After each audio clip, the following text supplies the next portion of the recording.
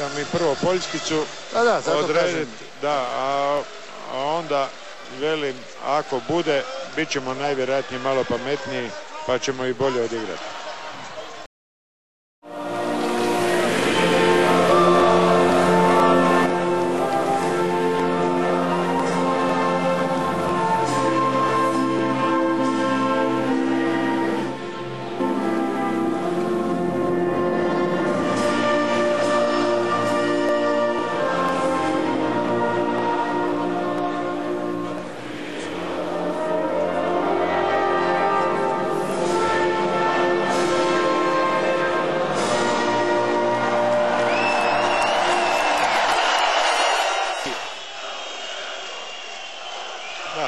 Mi smo se odlučili na 6-0 obranu, ne znam koliko će to biti dobro, jer ova dva jaka pucača imaju.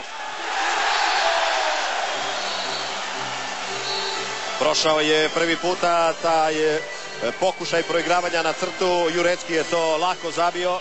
Njegov je postotak realizacije do sad oko 44 i Tonči Valčić se diže prvi puta. On je na 50% učinka do sada, ali je malo igrao. Prvo vodstvo Hrvatske, 2-1.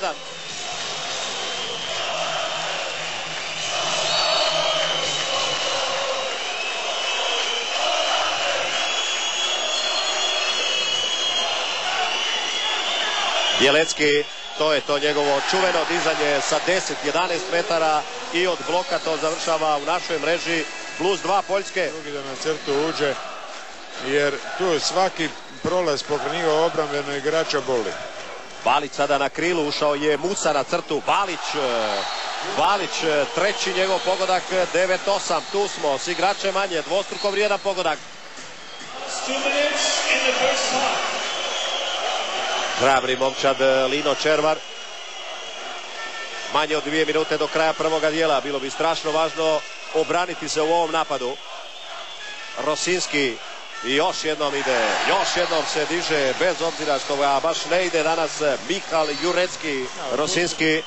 Rosinski, skrivaju loptu Poljaci i za Mihala Jureckog je to bilo namijenjeno, ali Vuković je blokirao, a Vori pokušava pola igrališta pogoditi poljska vrata i ostajemo na 10-9 prednost Poljaka nakon prvih 30 minuta igre.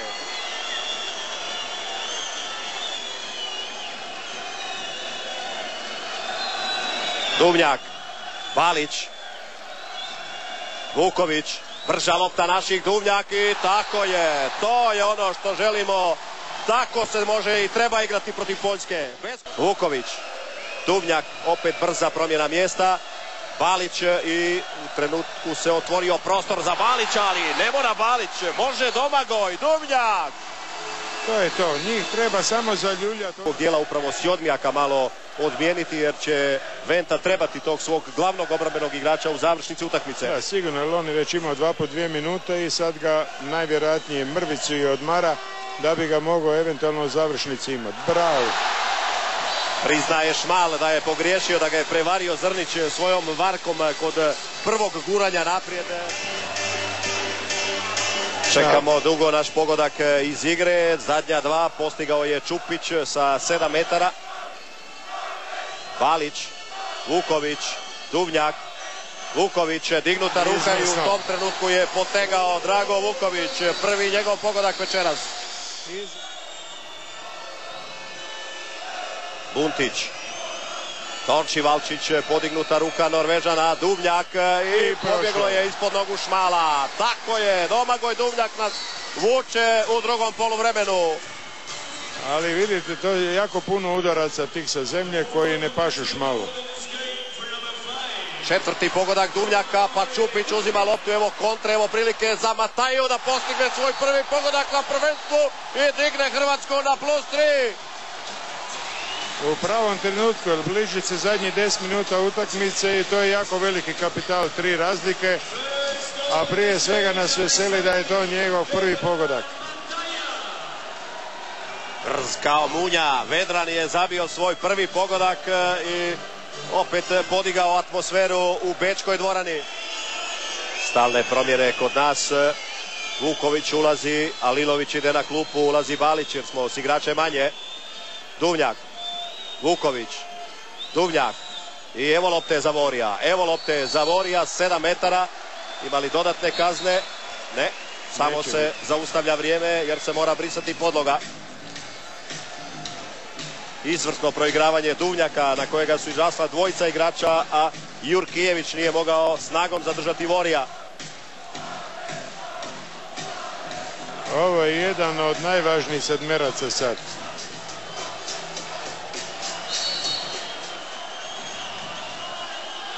Bravo.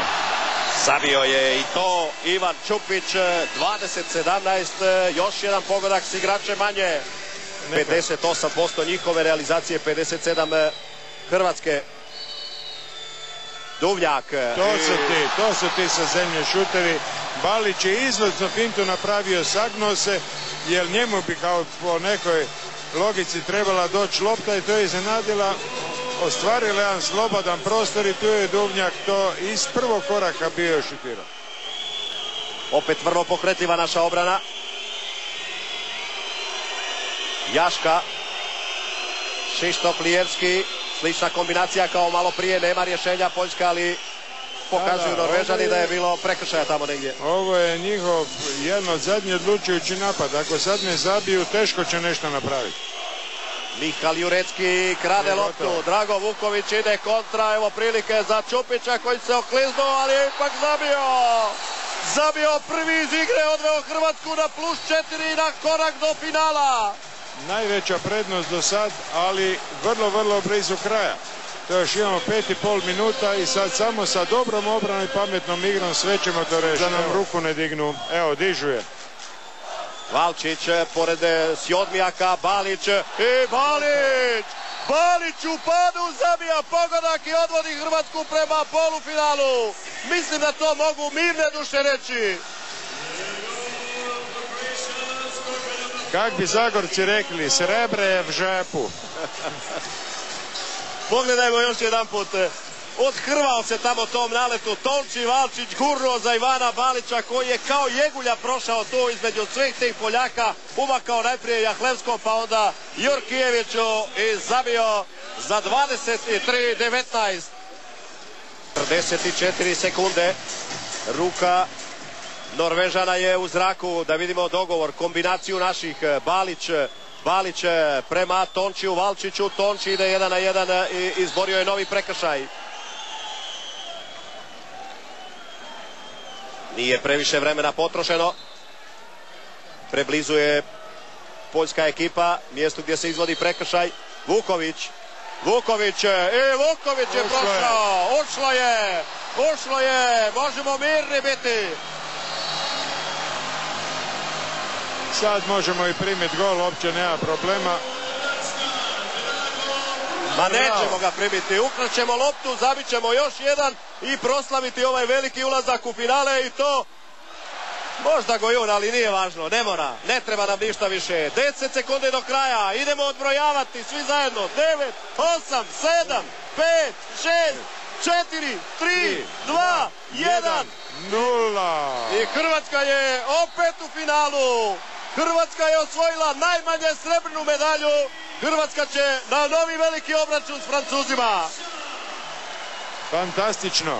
Dva različita poluvremena. U prvome bilo dosta muka i poteškoća i irvanja, a u drugom poluvremenu su to opet bila krila Hrvatske koja su stvarno odigrali izvrsno, majstorski i Poljake doveli do poraza. Imali smo sjajno otvaranje drugog poluvremena, seriju Domagoja Duvnjaka, 3-0, okrenuli smo rezultat i niti jednog trenutka nismo dopustili Poljacima da oni preuzmu vodeću poziciju i na taj način smo im unosili nervozu iz napada u napad. Obrana je igrala fantastično, opet drugo poluvrijeme, jaka, moćna na nogama. Imali smo Mirka Lilovića kada je to bilo važno u onim kritičnim trenucima i Hrvatska je izgradila još jednu veliku medalju.